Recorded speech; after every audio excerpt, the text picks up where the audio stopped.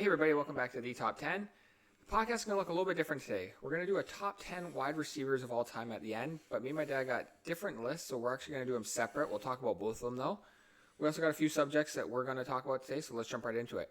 Obviously a big one is flag football in the 2028 Olympics. Sounds like the NFL owners are also going to let the players go.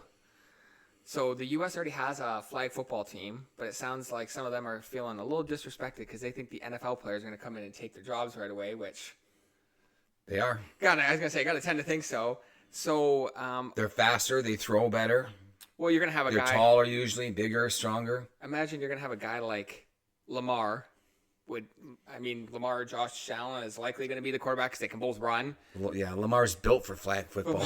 Who's going to catch him? Then you're going to have Justin Jefferson and Jamar Chase or CeeDee Lamb, however you want to break those three up. So it sounds a little weird, though. It sounds like you're only going to be able to bring, I think they said 7 or 8 players, and they got to play both ways.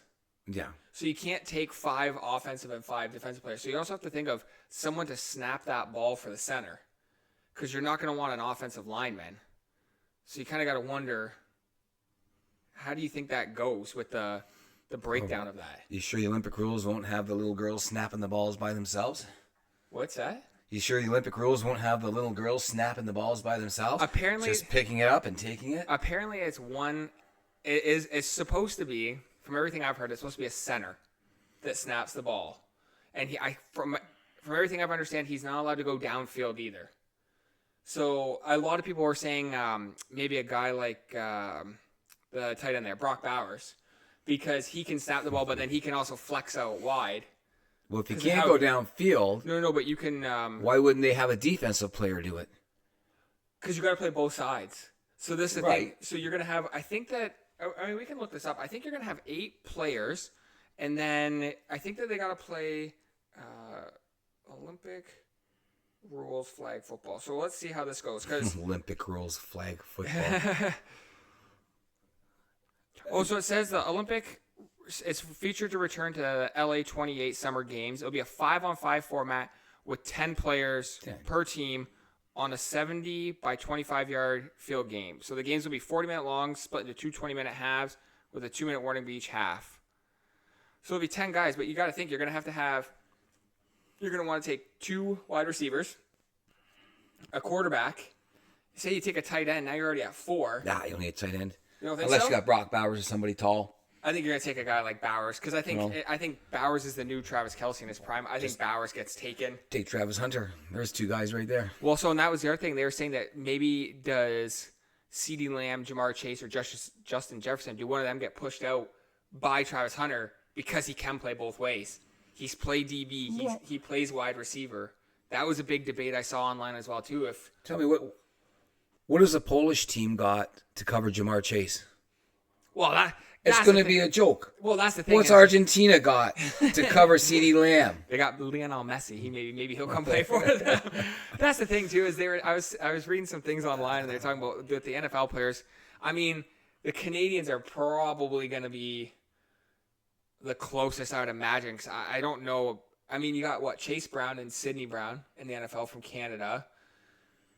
But I mean, from other nations, are there really any other starters in the NFL where it's like that are going to translate to football? Because you're going to have linemen and stuff, obviously, from different ones. But you don't want to take a 350-pound lineman with you to that. So I don't know how that's going to work out. I think the U.S. just kicks the shit out of every single team that they play. I don't even think it's close. Snap the ball, throw Jamar Chase. Well, and they'll be chasing him. Well, can you imagine too if you got to rush, you're gonna have to rush Lamar with someone, or even Josh Allen. How do you rush Josh Allen? The dude's 6'6", and if he just keeps his arm out far enough away to keep you away, I mean, I don't know. And then who else? Are you allowed to bonk people in the head like that? And well, even if you don't bonk him, he's 6'6". He's gonna be bonking people in the head. But you think about the other teams. Who the hell is going to play quarterback for there? I feel like you could just take Josh Allen and CeeDee Lamb out there, and they'd beat fucking 29 of the other 30 teams. So for me, I don't. It's going to be interesting. First play of the possession, a touchdown. Next possession. First play of the possession, touchdown. Next possession. My big thing is too, though, is that I feel like you're just one injury away Oh. From the owners being like, fuck that, this is done. And it'll be a receiver who jumps for a ball and comes down on his ankle. Or they, one of those receivers where they're not expecting them. They pop the ACL when they're running, or again, Lamar takes a stupid snap the way Rodgers did, pops back, and there goes that Achilles. We know from experience there's a lot of injuries, ACL in particular, that are non-contact injuries. So you're still playing the sport. And those guys, they're going to be jumping as high as they can and running as fast as they can. Those guys, I think that they're going to use those Summer Olympics to try to get sponsorship deals. Think about it. It's going to be the first time that you get to see these guys with their names on the back, their helmets off, because they're not going to have to wear helmets that cover their face. They're going to have how many people watch the Olympics? Hundreds of, way more than what it is an NFL game. This is going to be a chance for these young guys to really branch out. So it'll also be interesting to see if some of these young guys that go, if they start retiring just a little bit earlier now. A little bit earlier, because now they got the brand exposure. Look at a guy like Michael Phelps, right? He won 28 gold medals, but how many deals did he get after the Olympics, right? So with the U.S., I think it's going to be utter domination. And Michael Phelps was a man who competed in individual sports, and he didn't have teammates per se, except for the relays. Yeah. But he didn't have teammates per se, so he did everything on his own. Even if you're CeeDee Lamb, you still need a quarterback throwing you the ball. Yeah, but semi-decently. You still need all this and all that. But that's what I mean. Imagine these guys when they get to go out there, they get to show their face without the helmet. Their name's still going to be on the back.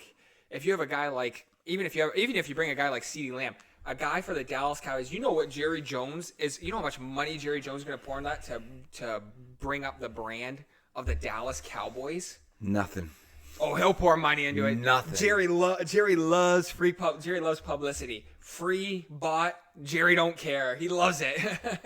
Flag football. How much is a guy going to get sponsored for playing flag football? I think you'll be surprised. I think you'll see guys get. Quite honestly, if it's a route like the U.S. basketball generally is, the ratings aren't that high outside the U.S. I think you'll see NFL fans tune in, and I think you'll see some people outside of it tune in just to see what it looks like. I do think you're right, though. I think it's going to be a route. I don't think it exists in the Olympics after that. Or they make a rule, no NFL players. Well, they can't do that because they've allowed pros into everything else, so they can't do it to one sport. I know, and that's the problem too, right? Because everyone said for so long the way Canada dominated in hockey, oh, they got all the NHL guys, and then how do you say, you can't bring them into the Olympics? I think it's going to be a route. I think that. It's going to be a route. I think that with those guys, Canada probably has the second most NFL players to the Americans, and it's probably like 1%. Oh yeah. If you look up the numbers, the total number of players, is there 10 Canadians in the league? Yeah, there might be 10 Canadians in the league. How many of them are in position to play flag football, like play a position? 3, 4? Yeah, I'm just trying to look here. So Canada is the country with the most players outside of the United States. Following Canada, Germany and Jamaica also contribute significant to the international player pool. But it's the big difference in the NFL. Yeah, see, so Canada, they give us some names. Oh, Javon Holland. Oh, we got Chubba Hubbard, too. Chase Claypool was a fucking bum. Germany's got some guys that are in there, but it doesn't look like they got many. Chase Claypool would probably be the top Canadian receiver. Yeah, him. It's got to be him or... do you flex Chubba Hubbard out? Because do you take a running back? I don't really. Maybe. Because the U.S. is also... And then you think about it, too. Holy fuck, I didn't even think about this. The U.S. could also take two guys, like Bijan and Gibbs. Who the fuck is covering either one of those guys from anywhere? Good luck. I don't know. I don't know. Jamari Gibbs, no one's going to touch him. I think Gibbs would be better at than Bijan, because Bijan's a straight-ahead beast. Yeah. And that doesn't matter in flag football. In fact, if he runs someone over, he's probably getting a change of possession penalty. Well, that's going to be the interesting thing, too, to see if some of these NFL guys go for contact, right? Because they're so used to it. When you catch that ball, what's the first thing you do? If you see a guy there, run him over. Oh, it's going to be hard. Run him over. It's going to be hard not to. Right? And if you got a guy like Josh Allen back there who's 6'6", and he sees a guy coming towards him, he doesn't back down from linebackers. You think he's going to back down from some dude from Lithuania? He's going to want to run over him. Right. So, and if Jalen Ramsey can't get that flag and he's falling down, he's going for that ankle. He's going to take that guy down one way or another. That's just instinct. It'll be interesting to see, too, because then you're going to have guys like Pat Surtain, Christian Gonzalez, Sauce Gardner, who do they take on the defensive side, right? So it'll be interesting. I think you're right, though. I think that the U.S. just routes them, and I think it's not even close. It's not close. So give the U.S. the gold. Play for second place. It'll be interesting to see if anyone can make it a game for for second place, though. Who's going to be the second place team? I would tend to think you got to go. It's going to be Canada versus the U.S. in the gold medal. Unless they get eliminated along the way if they meet. Unless you got a place like, maybe there's a place like Germany. Africa or something that's just going to produce some fucking freak athletes. The only thing is that they're not going to be able to throw the ball and catch the ball all the way. But they're going to have those guys that can probably catch those guys. But I think it's going to end up being just a complete route. So, all right, we'll move on. The Miami Dolphins. So the Dolphins ended up trading away Jonny Smith, and they replace him with Darren Waller. Now, hold on a second. You gotta understand, Darren Waller retired last year. Yeah, he didn't play all last year. He retired. Apparently, they're trying to say that he retired due to concussions as well. And from someone who suffered concussions, I wouldn't be going back after 1 year and playing a contact sport again. One in particular where he made his living really going over the middle of the field as a tight end. That's a pretty... and the blocking that you have to do. And the blocking. That's a pretty dangerous return for him. And, what's the big thing that Julian Edelman always said there? Once you have to start to think about whether you're in the game or not, you're not in the game anymore. And Waller being out for a year, come back, what is he, 35? Just gonna look it up. I don't think he's quite that old, but I know he's older. Because I think he's about my age. 32. Yeah, oh, wow, he's younger than me. Okay. So he's 32 coming back, though. I mean, but, look at guys take the most elite tight ends that have been around for the last little while. Travis Kelce, Gronk. 32, That was it. That was a tight ends, steep cliff. The tight ends just get so beaten up inside there. And, Kelce wasn't even a big blocker either. Imagine Kelce blocked the way Gronk did, right? He wouldn't have lasted nearly as long. But Jonny Smith, guys, I had Jonny Smith. I picked him up off of waiver wires last year in fantasy football. Waiver wires. I get him. Tua goes down. Miami's offensive coordinator starts getting a little creative. And by God, somebody finally learns how to use Jonny Smith. And he would be like tight end 3 for the last half of the season. Well, so I was getting offers for him, everybody, but of course I'm holding on to him. Well, here's the interesting thing, too, is now Jonny Smith, we'll talk about this in a little bit. Jonny Smith is going back to Pittsburgh, where Arthur Smith is the offensive coordinator. He had his best years in Tennessee under Arthur Smith. So Tennessee sort of knew how to use him. Well, I think it's Arthur Smith really seems to know how to use him, because the reason the Pats paid him all that money is because even Mike Vrabel said he's a freak. His athletic ability. Yeah, he's a freak, right? He's an athletic freak. And so him going back there, I hate it for Miami, but if you're a Jonny Smith owner in Dynasty, you got to love it. Because he's going back to the guy that made him that sought after in free agency. He was leaving where he's so successful. And to replace him. Now, if you guys have been following, I've said all along, mark my word on it, Mike McDaniels, the Miami Dolphins coach, does not last the year. And if he lasts a year, he's gone. And by the end of this will be his last year or part year of coaching the Miami Dolphins. They have underperformed for too many years with the talent that they've got. The problem is, though, is that they had the talent, but the quarterback, right? The Tua situation doesn't help. And I feel like you can't – I know owners do, and I know that you've pointed out on several of our podcasts, owners will always ask, well, you're winning, but how much are you winning, right? And with Tua there – I mean, how many head coaches would have been? How many quarterbacks has Mike McDaniels had to play? 7. I mean, for those of you guys know, John Gruden was coaching the Oakland Raiders, and I believe he took them to the Super Bowl or to the game before. No, he has won. And he didn't win with them that year. Yeah, that's right. And they mutually parted ways, and he went to Tampa Bay, who met Oakland in the playoffs, and Tampa Bay, Gruden's new team, won. I mean, you can be a winning coach, but you're not winning enough. And I mean, we talk about that. Buffalo's a perfect spot. My God, Baltimore with that team, that's a Super Bowl built team. Oh, yeah. And how they're not getting through more playoff games. But Mike McDaniels, it's going to fall on him. That's the bottom line. It's going to fall on him. What do you say to the general manager? He says, well, I got you Tyreek Hill. I got you Jalen Waddle. I got you Jalen Ramsey. We got you Tua. Yeah. You know, we brought in all the backup quarterbacks we can do. And it's going to fall on McDaniels. And these trades that the managers are making, it's almost like they're doing it to get rid of them. Well, I mean, so again, we'll talk about this a bit later with the Steelers, but you trade away Jonnu Smith. You trade away Jalen Ramsey. You get Mika Fitzpatrick back in Miami, but he dropped off big last year. Big. I don't... The thing is... He was once the rising star linebacker of... No, he was... Defensive player of the... He was the safety. And I think he... Defensive player of... I think he had 2 or 3 All-Pros with Pittsburgh. And then last year, I don't even think he made the Pro Bowl last year. But the problem is Pittsburgh that... was a shit show last year, too, though. This is what I don't like about This is what I don't like about franchises. If you are going to do a rebuild, just fucking do it. Like the Steelers got to do it. Miami is old. They got to do it. Like, excuse me there, guys. Tyreek Hill is not getting any younger. He wants out. Yeah.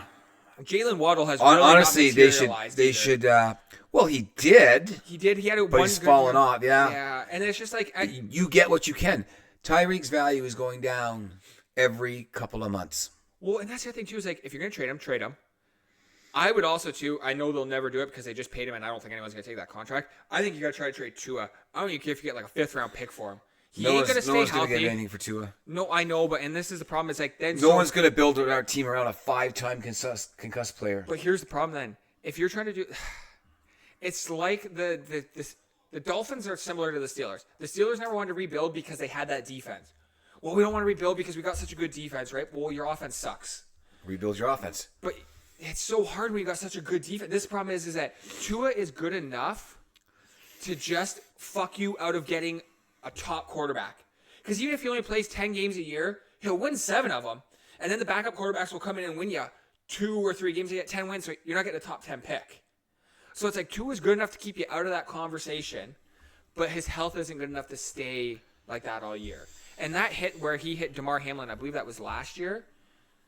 That was not a hard hit. That was not a hard hit. That was not the hardest hits to do it. In boxing, all the top coaches, guys that really know the game, they'll tell you it's a punch you don't see coming. Yeah, but you see these guys take some incredible hits that would floor any normal man. But their brain braces for it, they see it, and they know it. And all of a sudden, the guy comes around the side of the head and clocks him with a little bitch slap, and he goes down for a 10 count. Yeah, but because he didn't see it coming. It's not the hardest hit. Tua initiated that contact last year with Hamlin. He knew that he was going to make that hit. He dropped the shoulder, and and Hamlin was kind of standing there like this, and he hit. Right, but he's expecting to make the hit, and it's more like Hamlin hit him. Or. And I love Tua, don't get me wrong. And I'm going to dish on him. I'm going to dish on him for keeping on playing, man. Save your head, save your brain, save the rest of your life, and get out of the game. You made your Because your brain is mush when you hit a guy like that and you go down and you saw his hand all convulsing and everything. What's that? And that's a bad, bad sign. That's the 3rd time that his hands have done that, too. Yeah. And I'm telling you, this guy had other concussions that they never listed. You watch him in college. Yeah. You don't get to see him in high school. He probably had it back then, too. Oh, I'm sure. Because every high school coach, you got your bell rung, kid, go on back out. Oh, yeah. Especially back then, right? I mean, even when I was growing up, took some hits in hockey where I was probably like, officially never diagnosed with concussion when I was young. However... Yeah, we never took it to a concussion doctor either. Well, I mean, it was just one of those things where... But he's in bad shape that way. I feel like the Dolphins are in bad shape now with that. I get you want to do what's right for the guy because he's a great guy, he's a great man, and everything. But football's still a game of what are you going to do for me this week? If you can't put out this week, you'll be like Malcolm Butler on the sidelines of an NFL game that you should be in playing and help you win. Yeah, that's a tough one. So I say McDaniels is out. I don't know if you ask me what are they doing. Well, it doesn't look like they're rebuilding. I know that, but because they sent the 2 players and a 7th, and they got I think they sent Jonnu and a 5th, Oh no, they sent Jonny and Ramsey. Then they got Mika a 5th and a 7th or something. No, that. they switched. They flipped. One sent the 7th and got the 5th, and the other one sent the 5th. So then probably the Steelers got the 5th. No. The Dolphins got the 5th. Yeah. And then Jonny and the 7th went back. Yeah. So, don't tell me you can't get a better tight end for the future than Darren Waller, even in the 7th round. I mean, the guy's been out of play. I don't understand some of those moves. Well, and the other thing too is like the things that Miami need to do: shore up their offensive line, figure out what the hell they're doing with Tyreek Hill. Because how long has he been saying that he wants out? I mean, it may be very hard to trade that guy right now, but the thing is, I think he's got all the talent in the world. He is, I don't know in how long, the only fast guy that can catch balls. He's so fast, yeah, and for those guys that remember Antonio Brown before he became a head case, he was 5'10". He'd go up against 3 guys 6'3", 4 of them jumping for the ball. He'd come down, and Antonio always had it. He just always caught it. He caught everything. Yeah. And Tyreek's like that too. The guy has like magnets in his hand for a football. See, do you know what I'd like to see? I'd like to see Miami rebuild. I would like to see the Pittsburgh Steelers trade for Tyreek Hill. You're all in this year with Aaron Rodgers. You've got the cap space. Give up a 4th or a 5th round pick for him because that's really all Miami's going to get for him. I'm not sure where they are. We could look it up, but I do believe that Pittsburgh has 12 picks in this draft. They got 12. Not sure where they all are. So giving up 2 if it's like a 4th and a 6th or something. Because you're realistically, you got DK but on one side. They brought DK in, right? Yeah, you got DK on one side. You got Tyreek on the other.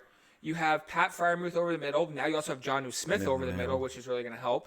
I also think it helps that offensive line, which I want to make a correction to one of our earlier podcasts. I said the Steelers were the 19th ranked offensive line. They were the 27th ranked offensive line last year. And that was with 2 mobile quarterbacks. I know, wonder why. And that was with 2 mobile quarterbacks. Now imagine Justin Fields couldn't get out of the shit that he gets out of. I think that would be a great trade. It does keep Tyreek in the AFC, unfortunately, for Miami, but it gets him out of the division. Miami don't care. Miami needs to lose those games anyways. If you're going to rebuild, you got to tank for 1 year. Well, so here's the other thing, too. Here's an interesting case. We'll talk about Miami just a little bit more here. If you're Miami and you realize, you know what, we're not it. You've paid Tua, you owe Tua the money. What happens if you end up with the number 1 overall pick? In a very quarterback-rich draft where everybody wants that. There will be 5 or 6 quarterbacks go in the first round, and don't be too surprised if you don't have 5 or 6 quarterbacks go in the top 12, 13, 14 picks this year. But if you're Miami, so you got to get up in that range. But if you're Miami and say you even have a top 3 pick, right? Because if Miami starts trading players away, it's very conceivable that they finish with a top 3 pick. Or with enough picks to trade for a top 3 pick. Yeah. So do you think that they could... Do you think that they would pick a quarterback over Tua? Or you think they're just going to roll with Tua and say, we owe him so much fucking money that we'll use it and we'll draft another elite talent, whoever's coming out next year? I mean, there's always going to be the new guy coming out, right? Because Miami's got, I think, 4 years left on that Tua deal. And I think they can get out of it after the 2026 season. 6. Is it the 2 27? years? 2 years? Yeah, something 3? like that. Okay. They can get out of it where they don't owe him, or they owe him very minimal dollars. And let's be honest. Look at they carried Russell Wilson's $50 million for a couple of years in Denver, and Peyton wanted nothing to do with him. Yeah. I'm talking about Sean Payton, the Denver coach. But he had enough of his shit right off the bat. They shipped him up. They chewed that salary cap. Well, and they're a far, far better team for doing it. And they played them for 1 year, right? They played them with the year that it would have been like $78 million to cut him. So, we can't do that. But as soon as it was like that, whatever, $40 million or whatever it was, off you go. Gone. So I think Tua could be replaced this coming off. Remember, if you're trading for draft picks, you're cutting cap and you're opening up cap. So you could get rid of Tua, and it wouldn't hurt you as much. Because when you're drafting young players, you're getting the bargains. You're getting the bargains when you're drafting because you ain't paying them what you're paying the 5 and 6 and 7 year veterans. I'm just trying to see here, guys, when... Oh, he signed it in 2024. Yeah, so it's 27. It hasn't even been a fucking year yet for him. Yeah. Oh, that's going to be a tough one for the Dolphins to get out of. So he's had played 1 year of that. And then we'll play the 2025 year this year with 2. Yeah, but It doesn't matter. They're eating it. They're eating it. That's just a fact. And no matter what happens to Tua, if Tua goes down with one more concussion, they're still eating that contract. Yeah, well, and that's the thing. So, oh, wow. So they can't cut him after this offseason because he'll be owed $98 million. Or if they cut him so if they cut him pre-June 1st in 2025, they'll owe him $137 million. But this is guys, this is pretty What did I interesting. get for signing stupid fucking contracts, Well, man? so Really? no, that was a very smart. 127 No. million. Listen to this, though. 137. Holy this is fuck. smart though of them because in 2026, if they cut him pre-June 1st, they owe him $79 million. If they wait until after June 1st, they only owe him $23 million. Where's that? In 2027, No, we're down to 16 million. yeah, but for $22 million, man, in 2026, I could see him cutting him after June 1st for that. That I didn't realize his contract was structured like that. You realize if you trade Tyreek Hill away, you save that much in cap space. Yeah, you got to get a receiver, so you get a young one. I think if they trade Tyreek, I think that Dolphins are going to be forced to eat some of that salary. I don't think anyone's going to take Tyreek at 30, 31 years old because I think he's got a year or two left on his deal. I think that the Dolphins will have to unfortunately eat some of that cap just to dump him off. Or again, like they do, maybe they look at it and they say, you know what, for 2 years we're just going to kind of eat shit. We'll cut Tua, we'll cut Tyreek. I guess they'll cut Tua next year, but maybe that's what they got to do. Again, Sean Payton did it with Denver, and Zach Wilson starting 16 games. No. Or Quinn Ewers is going to be starting Quinn Ewers. 16 games for us. So now that's an interesting one because at this point last year, Quinn Ewers it was between him and Carson Beck. They're saying for the first overall pick. Carson Beck knew his fortunes didn't look good, so he went back to college. Quinn got some really, really, really, really bad advice and went into the draft. He got some bad advice. Yeah, he should have. He knew that Arch was going to take. He his had job. $8 million in nil lined up in college. I know he knew Arch was going to take his job in Texas because they already told him.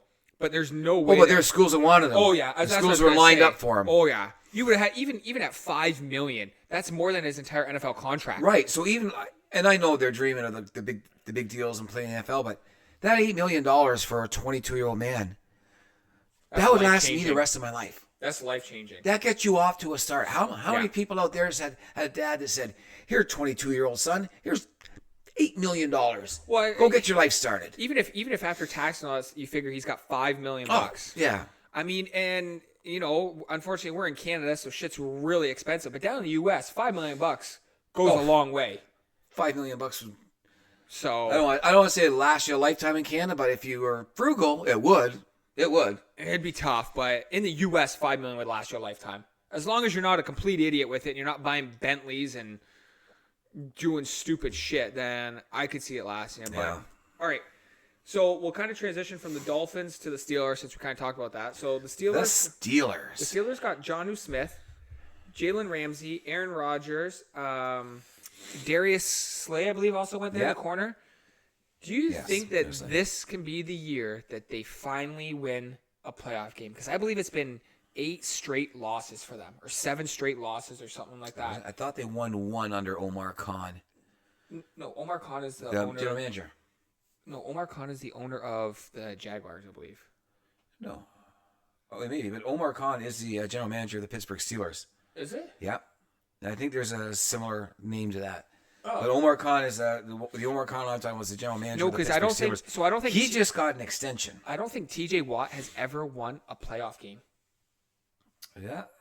So, let's just take a look at this here, guys, real quick. They're talking about how great he's been and how the last 3 years they've grown and they had these great draft picks and I was saying, can he pick it? Well, no, he couldn't pick it, could he? Didn't do a good job on that one. I'm just trying to see here. Sorry, guys. I'm just taking a look here. It's not... No, they lost the last 2, so it has been a few years. They lost in the last 2 years. They're making the playoffs, which is, the first step. You got to make it, but you can't be losing out the first round 2 years straight. The last playoff game they won was Sunday, January 15th, 2017. Wow. So I don't think T.J. Watt has ever won... Back when I was a young man. Yeah. So do you think that this is the year, though, regardless of that, do you think this is the year that the Steelers, with all the additions that they have, can kind of buck that trend and win. Okay, well, I'm going to throw one name out there. It makes all the difference, yes or no, and it's Aaron Rodgers. That's who you're betting your money on. Well, Now, Rodgers actually had sneaky good stats last year with the Jets. With a shit team. And you've seen him and really... I'm going to say, well, I don't know if I want to say a shit coach, but I still think Salah should have been the coach. I think with the last 7 games showed me Rodgers still had something in the tank. The problem is that in the AFC, they're going to get the Bills, the Chiefs, the Ravens, maybe the Bengals if Joe Burrow can ever figure that shit out down there. Well, Joe Burrow's is fine there. In the Bengals, it's their defense. Their defense sucks shit. Yeah, but then you got guys Aaron Rodgers and Steelers can carve up that defense. Can they carve up the Ravens? I think so. Then you got Houston. And that's interdivisional. Then you got Houston, who has the best secondary in the NFL last year. Then you're going to have teams like Denver, the Chargers, who had the number 1 scoring defense last year. I don't think that they can.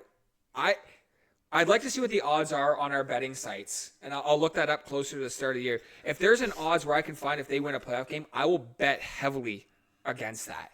Well, he's got a couple of receivers out there saying how great his arm is and how good he looks, and DK's and Metcalf in Pittsburgh now. He's just in love with Rodgers, and they're saying how everything's going so great. I mean, the guy he's a really good quarterback, or at least he was a really good quarterback.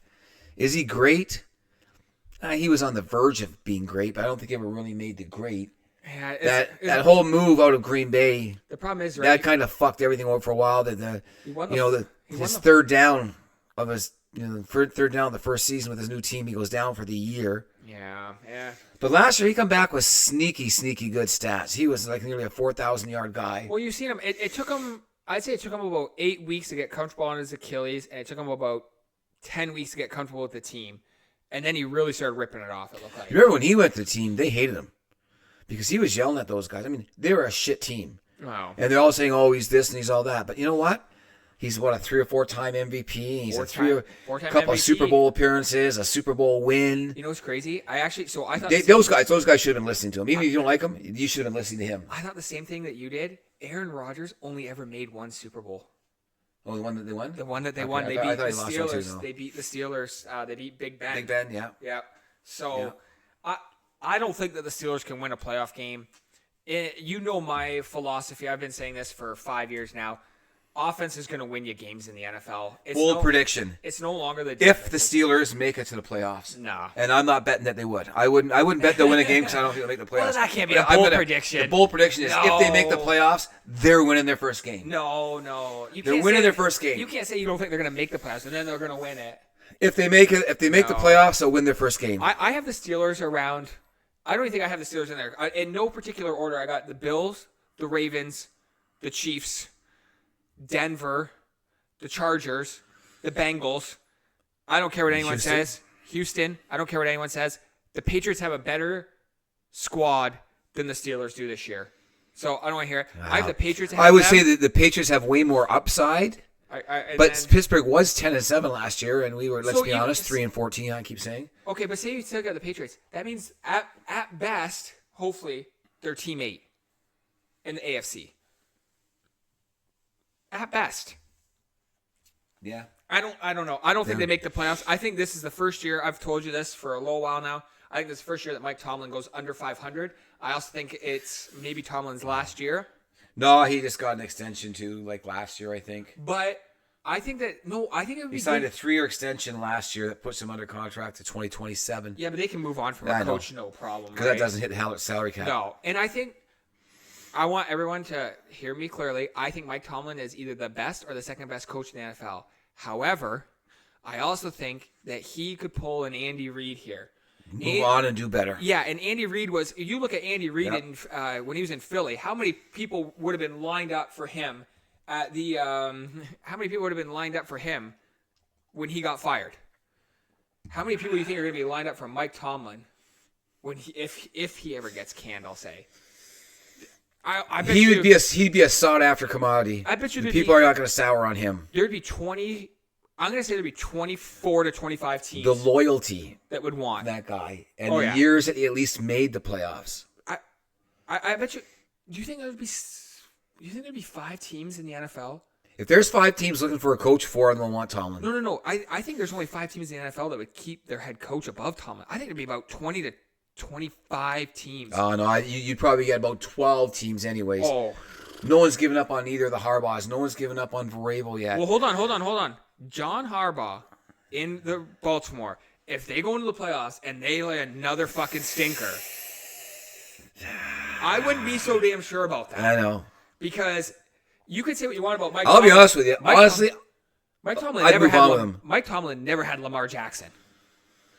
if you look at Baltimore too, and Todd Monken, their offensive coordinator, he has them first or second in almost every important category of offense. And John's supposed to be more of a He's supposed to be the defensive guy. I mean, maybe he'll just fire his defensive coordinator. You know, how many times can you do that, dude? The other problem is that when it's, I can't remember where I read this article. It was a great article though. They talked about it. How many times, no matter how many offensive coordinators you fire, this or that, eventually it falls on the head coach. How many times can you go in the NFL with a top offense and put up 12 points, 15 points, 17 points? You can only do it so often. They're not going to fire Lamar. They're not going to get rid of Lamar Jackson. No. They're not going to get rid of Zay Flowers. They're not going to get rid of Derrick Henry. They're not going to get rid of their offensive Derrick line. Henry will be the first one gone because he's the oldest. Yeah, but especially as a running back. But I also think think if he puts up 1,400 yards this year, and then Lamar's not going anywhere. He's still a top. I don't know. He's a top. Anybody's got to have a top 5. Me, top 3. Yeah. A top 3 quarterback. Yeah, a dual threat unlike any other. A 41 touchdown, 4 interception ratio. If anyone has Lamar Jackson, if they move on from Lamar Jackson, no. I'll want to be the team that trades for him. Well, I don't want to. Let's go Drake May. But if anyone has Lamar Jackson outside of their top 5 quarterbacks, never listen to anything they say about football. Not watching football. No. Yeah, never listen to anything they say about football because that would be the most... Lamar's stock really dropped at draft time. He ended up going the last pick overall in the first round, and they was talking about him being first in that. And the knock on him was, he can't throw the ball. Oh, but he's running so exciting. He doesn't have to throw it downfield. Turns out a couple of years of NFL with the right coaching, the guy can throw a ball as good or better than anybody. Oh, he's definitely... Over 4,000 yards again this year. You know who reminds me of a young Lamar? Jalen Hurts. The big knock on Jalen Hurts. Oh, he can't throw the ball this and he can't throw the ball that. And when he was at Alabama, that was very true. And again, listen to him speak so highly of Nick Saban, where Nick Saban said, this is where you need to go. Do not go anywhere else. You go here and you learn. And look at that. He went into the NFL and he's been with Sirianni for a couple of years. He's had a couple of different offensive coordinators. Actually, I think I saw a stat where Jalen Hurts has, for the last 7 years, dating back to college, he's had 7 different offensive coordinators. He had a different coordinator every year. It's a crazy stat. And, but, kind of getting back to the Steelers there, I just don't think that the Steelers can. I don't think they go 10-7. That's what they went last year. I don't think they do that good. I think, too, I don't know if me and you talked about this on an earlier one or not. I'll pull it up right now. The Steelers' schedule is not very forgiving. We'll say that. So I'm just going to... They went 10-7, and they all got to play just inside their division. Well, here. So they got the Jets week 1, the Seahawks week 2, the Patriots week 3, the Vikings week 4, and the Browns week 5. They better hope they're 4-1. They could be 1-4. But they better hope they're 4-1 in that stretch. They could be 1-4 in that. Because then they got the Bengals, the Packers, the Colts, the Chargers, the Bengals, the Bears at Soldier Field kind of later in the year. That's going to be a tough one. Then they got the Bills, the Ravens, the Dolphins, the Lions, the Browns, and the Ravens. And again, I remember, Cleveland beats Pittsburgh once every year. They play twice every year. Oh, yeah. And Cleveland pretty much beats them once every year. Yeah. At those interdivisional games. So, here's the thing, is that Aaron Rodgers missed a lot of time in the offseason with them. Do you think that they can go in to New York? I think they're in New York for week 1. And do you think that they can beat the Jets? Absolutely. Okay. Absolutely. Do you think that they can play Seattle in week 2 and beat Seattle? That's going to be what we're going to see about Sam Darnold. That's going to be Sam Darnold's test. It's actually an interesting one. And Darnold being younger, though. Sam Darnold versus Aaron Rodgers on their new teams. Yeah. Rodgers might have a slightly better team around him, maybe. Okay, so this is interesting. So I'll pull this up this way. So you think that they can go into New York in week 1 and beat the Jets? I wouldn't bet on that. Well, there's only one guy who's going to stop him. Mr. Justin Fields. Who would like to say to Pittsburgh, fuck you, I'm putting 42 points up on you. I would not bet on them going into New York and beating them. Then they get Seattle at home. I don't think anything of Sam Darnold. I think he's still seeing ghosts, so I don't think anything. Then they got to go to New England. Well, if you want to look at last year's schedule, it's an automatic win for Pittsburgh, but this isn't last year. And the Patriots got a lot more players, and we got a whole new coach. And it's still going to be early in the growing session for all these new players coming into the Pittsburgh system. Well, same with New England too, right? Because we got so many. Well, that's more draft picks now. They're a little more. But I don't think I wouldn't bet on them beating the Patriots. The Vikings. That would be an interesting one to see where JJ is. Again, it's going to come down to JJ. Then this is the other problem with the Steelers. Their bye is in week 5. And they got an older team. And they got a lot older team. But then they got the Browns at home, but then they got to go to the Bengals. The nice thing for them is that they get the Packers at home at least. They don't got to go to Lambeau for that. They got the Colts at home, which I'm counting as an automatic Actually, I wish that was in Green Bay. Aaron Rodgers going back to Green Bay. Yeah. But then they got at the Chargers, then they got the Bengals, and then they got to go to the Bears at week 12 in Soldier Field, man, late November. It's Pittsburgh. They're an outside team. Yeah, I know, but not as big of a deal. Don't forget, though, Jalen Ramsey spent the last how many years in Miami? DK Metcalf hasn't been playing in very cold weather. He was Seattle's cold and rainy. It's not snowy, blowy blizzard weather. But. Then they got the Bills, and then they got to go to the Ravens, which I don't even care about the interdivision games because that division is so tough. But I would not bet on them to win that game either, though. And here, you're talking about the Bills. Ooh, and the Bills could be in a spot where winning that game is important to where they are seated. Yes. Not like last year, the last game against New England where they just threw it because they didn't need it. That's the second last game. That could still be their seeding could still be in play, like a home field advantage. Then they got to go at the Lions, at the Browns, and then they got the Ravens at home. So I don't know, man. That's if the Steelers win. I don't think Rodgers does as good as Justin Fields or Russell Wilson. I don't think he goes as Justin Fields was 4-1. It should have been 5-0, except their defense. No. Well, yeah. Their defense against the Cowboys didn't stop Dak from going down the field. He was actually 4-2. He played 16. He was actually 4-2, but he should have been 5-1. No, that one game. Was he? I'm pretty sure he was 4-2 in that. Oh, all right. So final verdict. What do you think? I say they don't win a game this year. If you had to pick right now, win or no? I don't think they make the playoffs. Me neither. So that's why I'm saying they don't win. Yeah. So all right. Now, kind of transitioning to Justin Fields. Can Justin Fields be the long-term solution for the Jets at quarterback? I want him to be. So do I. I think he can. I want him to be. I think he can. I think he can. When you come into the league, sometimes the expectations are wrong. Like if you look at Caleb Williams last year, I think that the expectations were just set too high. Mm-hmm. And he didn't do it. Now, he's in Chicago. He don't like the team, blah, blah. But he learned a lot in about the first 6 or 7 weeks. He started learning, I can't do that in the NFL. I can't do this in the NFL. I can't do that in the NFL.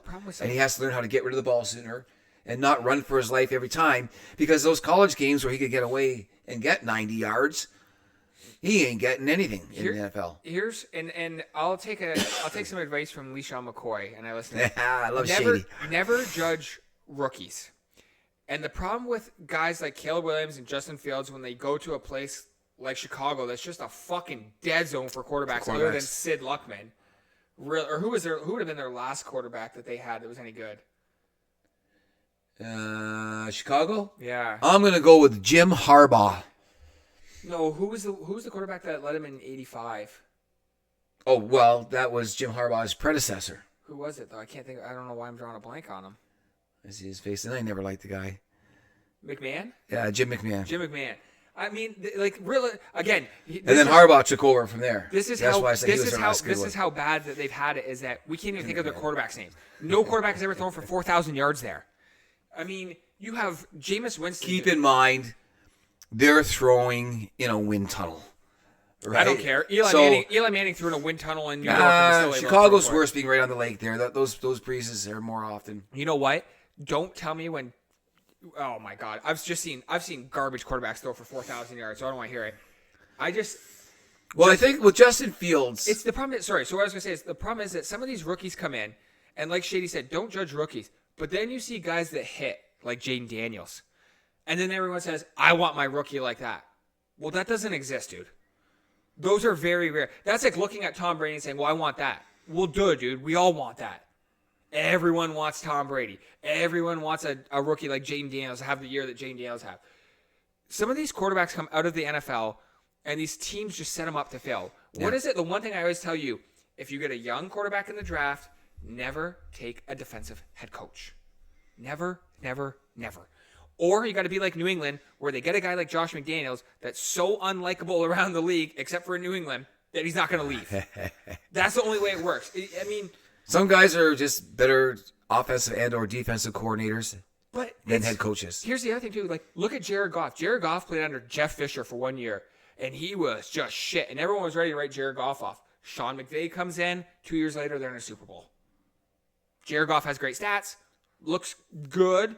Looks like a serviceable top 15 Jared Goff quarterback. Again was like third or fourth quarterback. He was well over 4,000 yards again. These guys that come in, and Justin Fields, I don't care what anyone says, any of the listeners, you can go argue with your mother. I'm not listening to it. He got one of the rawest deals of any quarterbacks ever coming into the NFL. Well, look at the coaching circles in Chicago as well. I know. As well as the coordinators. That's what I mean. It's just a turnstile. In, out. And they were hiring guys that had no businesses being Matt Eberflus. All those guys. How many guys? The quarterback whisperer. No, that was Matt Nagy. Yeah, Matt Nagy. Yeah. I mean, to be fair, he did have 5 wins in 6 years. Yeah, he did have what's his name there. I can picture him, Mitch. Mitch Trubisky. Yeah, he had him in the. They ruined Mitch Trubisky too. I know. They ruined him. I know. That's what I mean. It's just so Justin Fields moves on. He gets that shot in Pittsburgh. He wins a starting job. He goes, which he shouldn't have lost. 5-1, 4-2. Well, they seem to like Russell Wilson better for whatever reason. And I mean, he did win 4 straight, but then he lost 5 or whatever he lost after that. He won 5 straight and then lost 5. So his stock is like way down, even though he's still got a job this year. I think Justin Fields in New York, and at the relative bargain of $20 million for a starting quarterback. Yeah, that is. He brings enough that he earned enough to get that $20 million. I'm glad for him. I mean, it kind of reminds me a little of Geno Smith when he finally got his 3-year, $100 million payday. The guy toiled through the league for years, making, I don't want to say garbage money because it's a truck full of money, but never being paid anywhere near what. We'll say garbage NFL money. Yeah, never being paid anywhere near what he was worth compared to other guys. And Justin Fields could be that person. It's a great risk by the Jets because it's only $20 million a year. They got a guy. If that doesn't work out, they draft a guy, and they'll know. They'll know in 1 year if they're going to draft a guy or not. The problem is, I think he works out. I think he works out better. I think that the expectations there are tempered, which is good. He's got some good offensive players around him. He does, and he has learned when to run, when not to run. I mean. They would put him in when Russell Wilson was quarterback. It'd be a play. It'd be like fucking 3rd and 9. They put Justin Fields in. They know he's going to run the ball. Their team knows he's going to run the ball, and he still gets the 9 yards. Yeah. So if he can merge all those qualities together in that, and the Jets are patient with him, and they don't have a coaching turnstile thing going on down there too as well.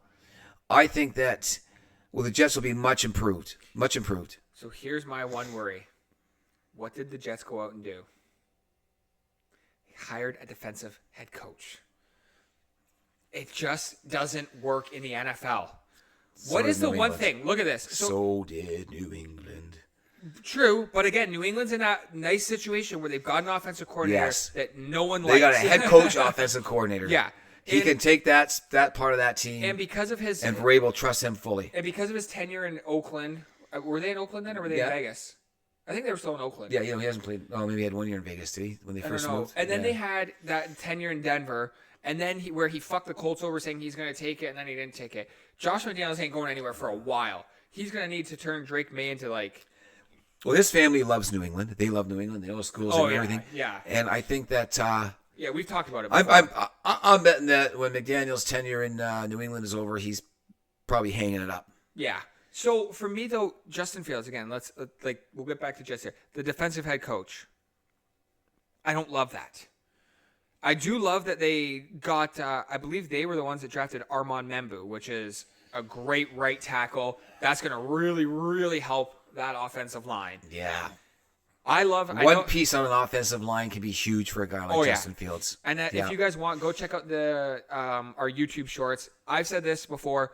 Breece Hall to me is a top 3. And if anyone says he's not a top 5 running back in the NFL, again, don't listen to him. They screwed him over last year, too. He showed what he's got. Showed what he's got. Well, anyways. Yeah. And then they got Garrett Wilson, who... Again, a top 10 receiver easily. I think so.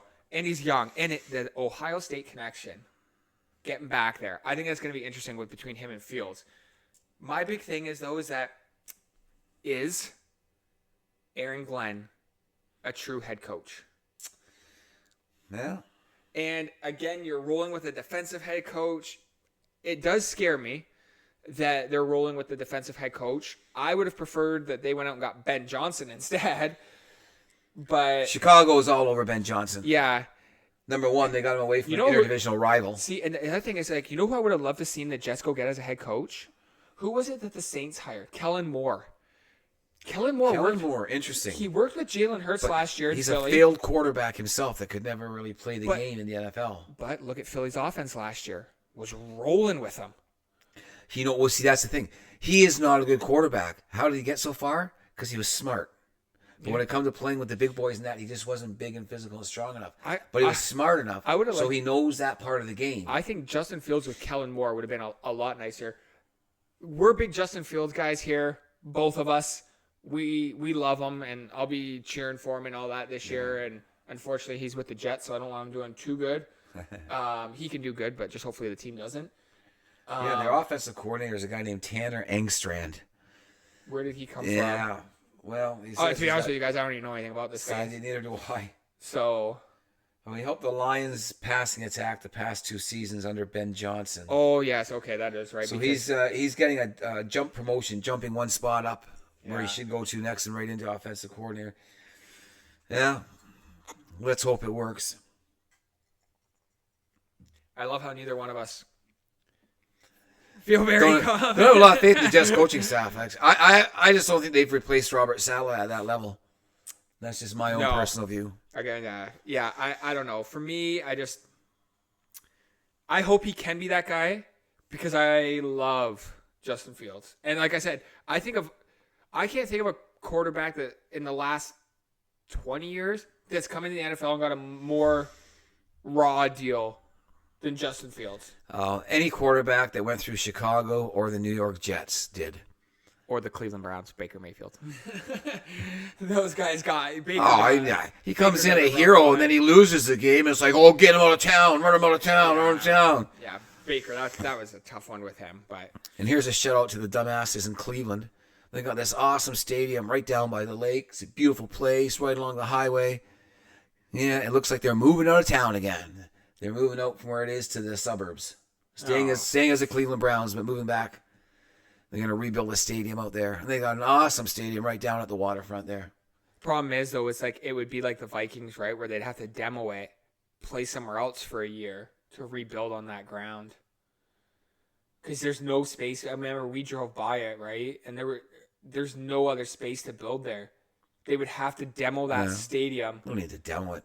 These guys all got good stadiums. Oh, no. So did you see what Cleveland's doing, though? They're building a closed stadium for their bid to hopefully get a Super Bowl.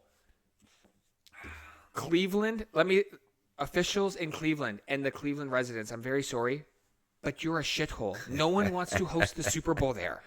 I don't care. I would come, Cleveland people. I would come to the Super Bowl in Cleveland. I would just have to swim across the lake from our closest little beach here in Fort Stanley, Ontario. Good for him. It's about a 30-minute swim if you swim 60 miles an hour. And the water in Cleveland is probably cleaner, or the water in Port Stanley is probably cleaner than the water in Cleveland. And we went to the Super Bowl down in Atlanta. They host festivities outside of the stadium for the day before. They do this, they do that. You can't do that in Cleveland in the middle of winter. You just can't do it. All the teams in the north where it snows and it's shitty, keep your stadiums open. Make those teams from the south dread coming to play. Oh, absolutely. You're not getting a Super Bowl. It gives you a home field advantage. Think about this. And what do you get for a Super Bowl? Once every 20 years? Yeah. Yeah. And think about this. New England had 6 Super Bowls over a 25-year period, and they were never considered to host a Super Bowl. Boston, one of the biggest cities in America, a hub, a mecca in the U.S., right there. A stadium that is so easy to get in and out of, has so much space around it. They got that massive field there. They got the train, remember the double-decker train that sits there that can take you to and from Boston on that there's thing? a couple hundred train cars after the game to get in Yeah, there. And they never got it. Cleveland, you're not going to get the Super Bowl, dude.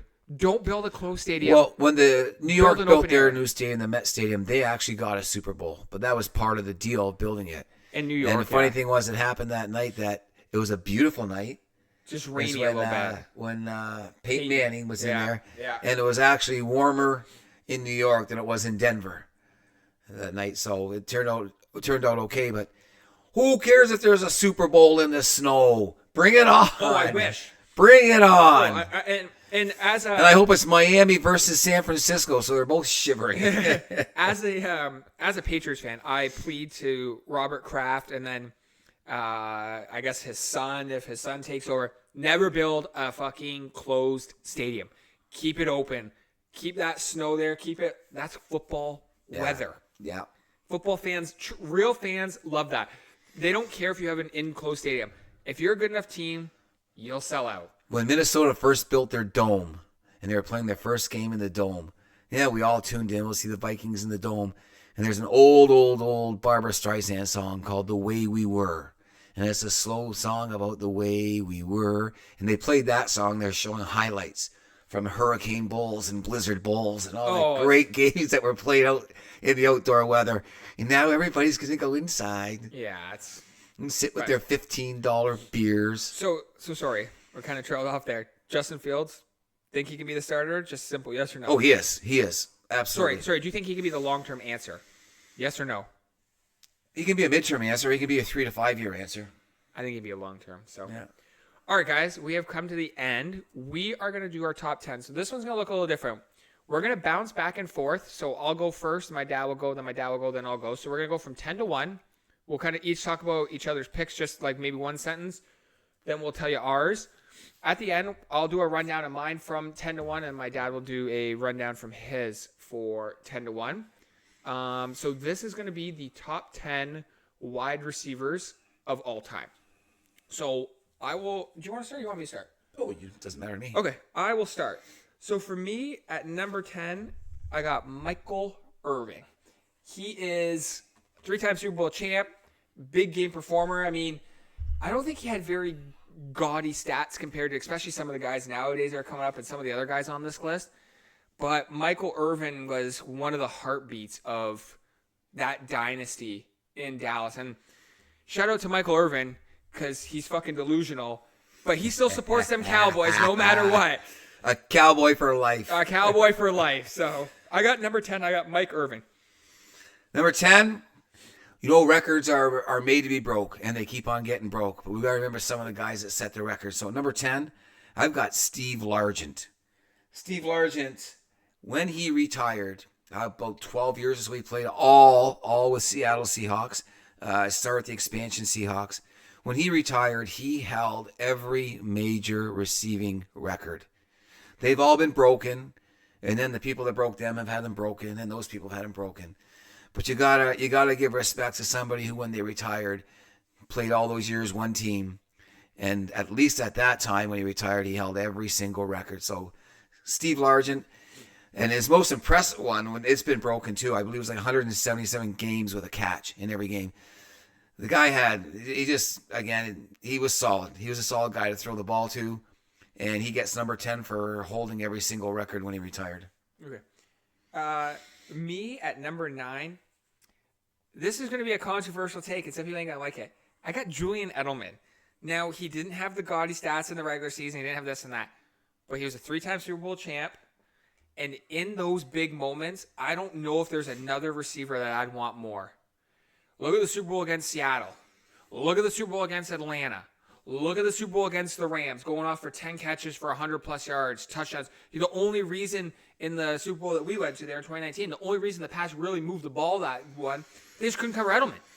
They doubled him. They tried putting a slot guy on him. They tried putting a...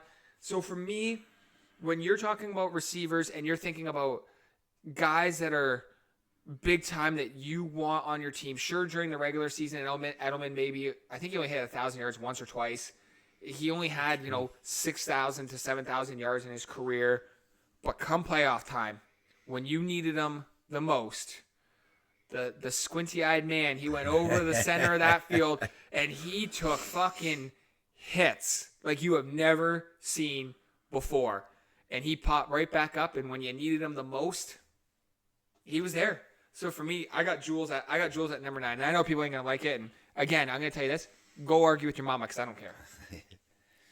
Number 9, I got Randy Moss. Randy Moss is the only receiver, maybe the only NFL player, ever to have a whole segment on every network named after him. And that's, "You've been mossed."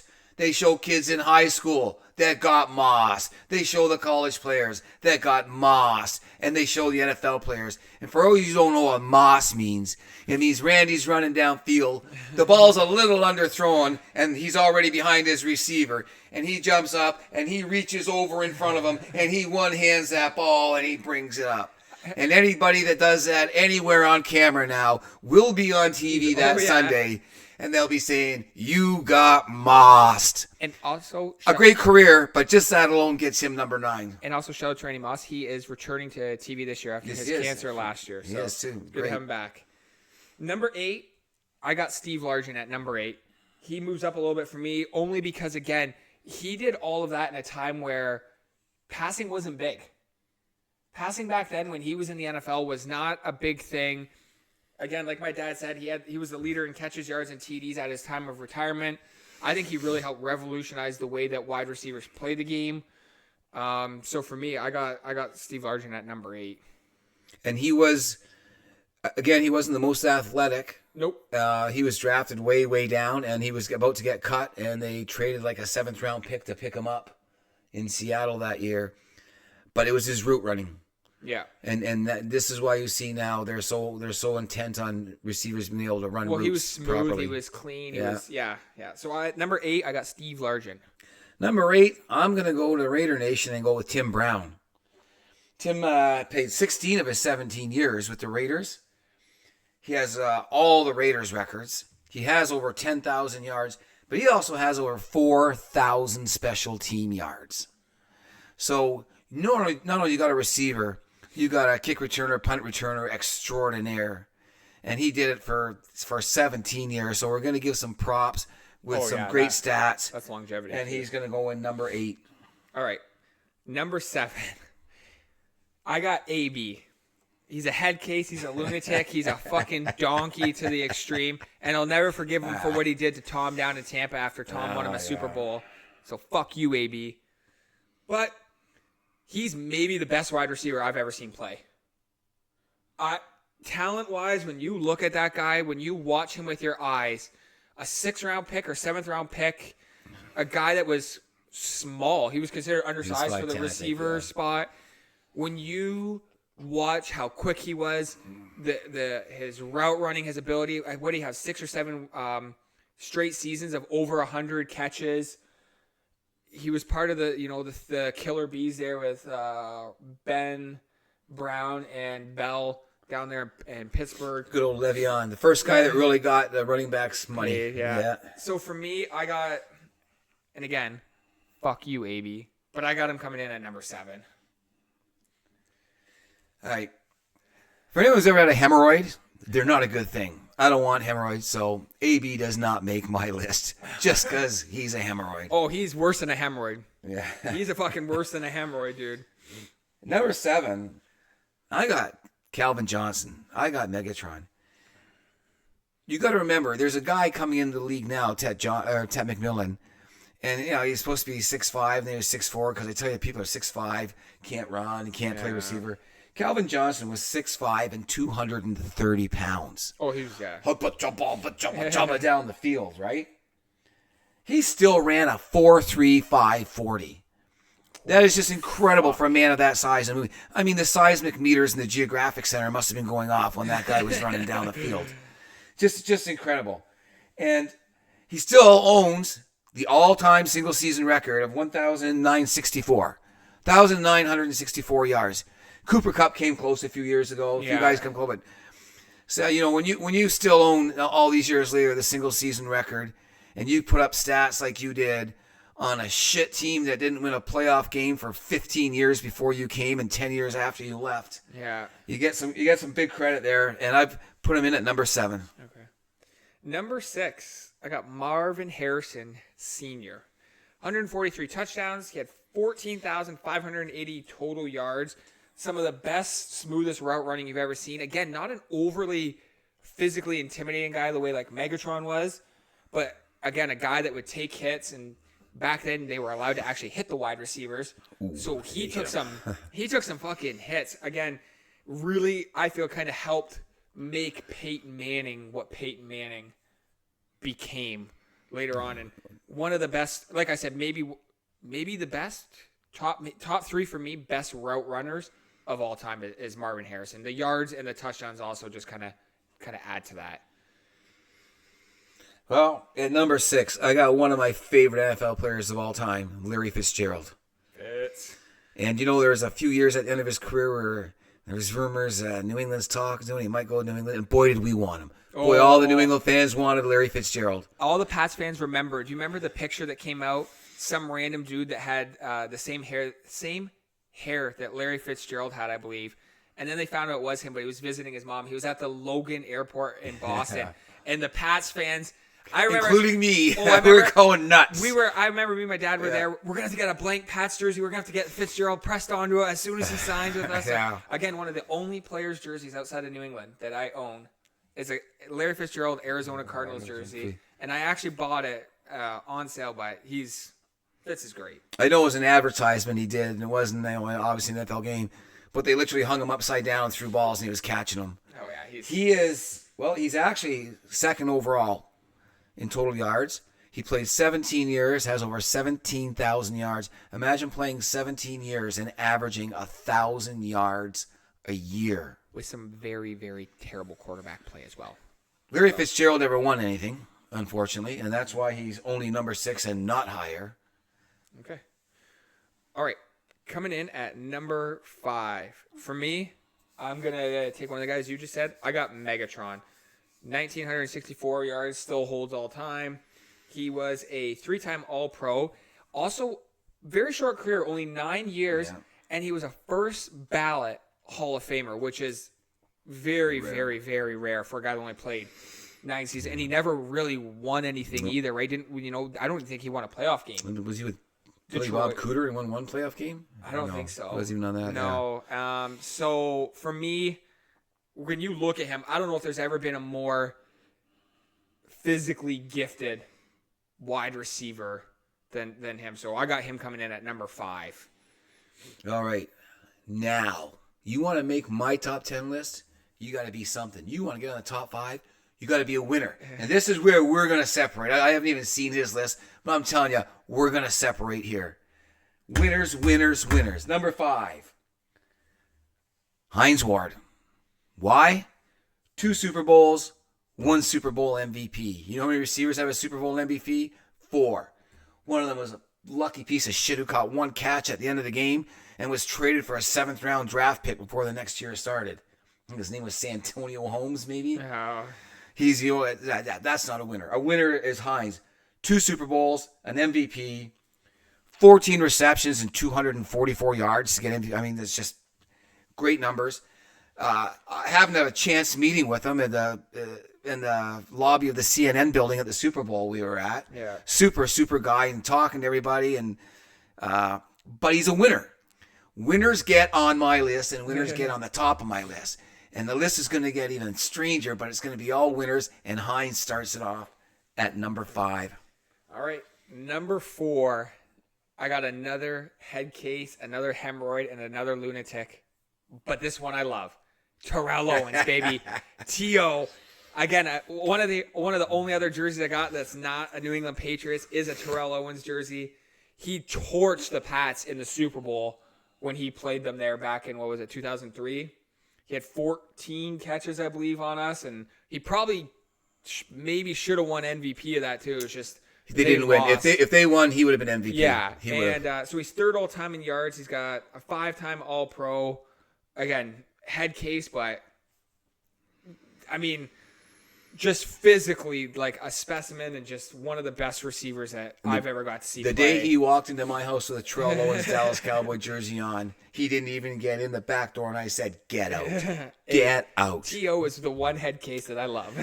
T.O. is another one of those guys that isn't on my list because he didn't win shit, so he doesn't get on it. Number 4, we're going to go back to a 4-time Super Bowl winner, Lynn Swann. Now, 4 Super Bowls. There ain't no one else that's got that in the receiving corps. But he never won an MVP. So he only comes in at number 4. And he actually, believe it or not, never had a 1,000-yard rushing season. But he was receiving season. You mean? Sorry. Yeah. Well, he never had a 1,000-yard rushing season ever, either. So okay. But Lynn Swann is also known as a gentleman's gentleman. He was a great guy, and everyone loved him before and during and after football. He 4 Super Bowl wins, and they weren't all in a row. They won 2 and didn't make 2, and then won 2.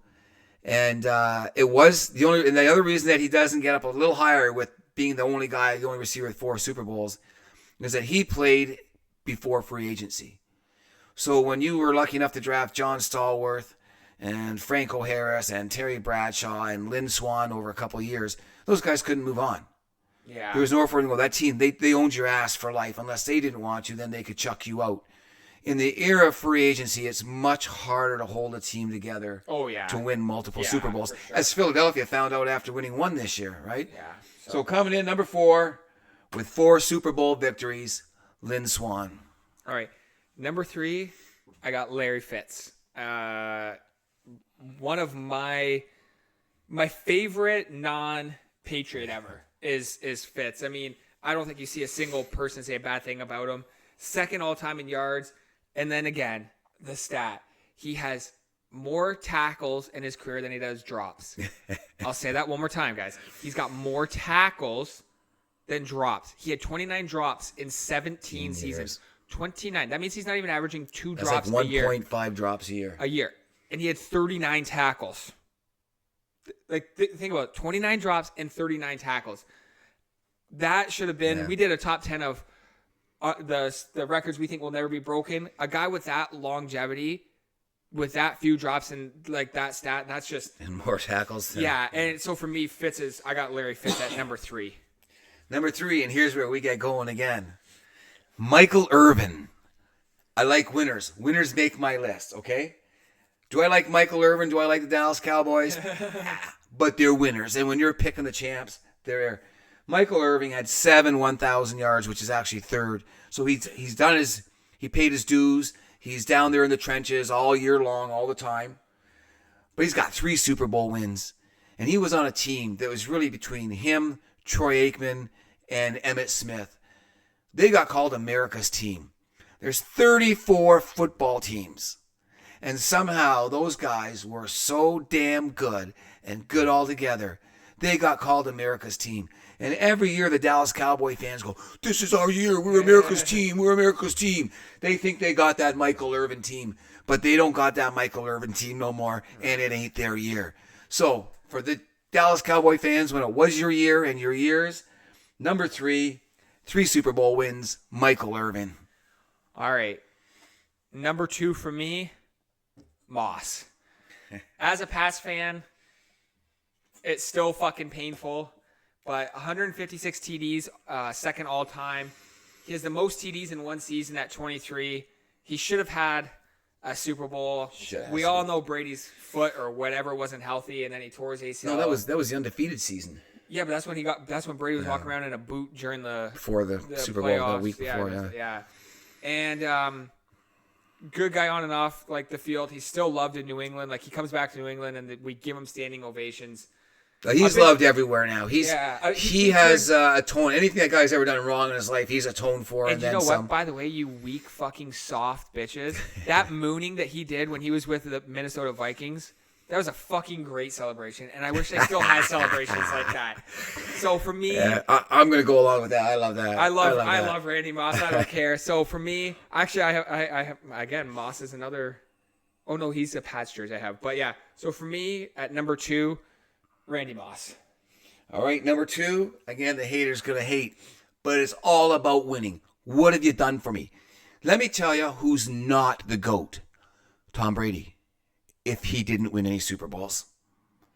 Okay? Tom Brady, he's the GOAT. And we're going to have a GOAT in receivers. Everybody already knows who it is. He is the GOAT. But if he didn't win, he'd be nothing. He played 15, 16, 17 years, never won a Super Bowl. He would never be in the conversation as the greatest quarterback of all time. It's the same thing they're saying about Josh Allen right now. So here we go, baby. It's Julian Edelman. 7 years as a starter, but he missed a year in between. So really 6 years as a starter. In 6 years as a starter, he won 3 Super Bowls. He's one of the 4 guys with a Super Bowl MVP. That Super Bowl MVP, he had over 50% of our offensive yards. And he got that against the number 1 rated defense that year. Well, and let's be real, too. He probably should have been the MVP against the Falcons. I could have taken that. Him or James White. White. And realistically, there was a few you could have. And even against Seattle, you could almost argue the catches that guy had. I mean, remember that hit against where Cam Chancellor just fucking laid him. Oh man. Let me give you a few stats here. I've had here. You wouldn't believe some of these shit Edelman stats. All right. He was drafted. Where was he drafted? 232nd overall. 7th round. As a quarterback. He ran a 4.52 40. We're talking about Steve Largent's route running. A 4.52 40. So if he's getting covered by the likes... Hang on, sorry. For our non-football fans, a 4.52 as a wide receiver is fucking terrible. Yeah. So, go ahead. Yeah, you might get a job as a water boy. Well, yeah, you're probably not fast. You're not fast enough at 4.52. If you're going against the top corners in the league, they're stopping and having a tee halfway through, waiting for you to catch up to them. He only stands 5'10". He's got 3 Super Bowl wins in his 6 years of starting. And that's a winner. This is why he gets number 2. Yeah, he only has 6 years, but who else has done that in 6 years? Who else has done that in only 6 years? That's why he's number 2. The Super Bowl MVP, and again, like I said, toss-up for he could have been a second-time Super Bowl MVP. For sure. He owns a Super Bowl record for punt returns and first-half receptions in a game. He was a receiving yards leader in both Super Bowl 49 and 53. 53 was the one in Atlanta that we were at that he won the MVP. So he was and again with over half of the yards of the team.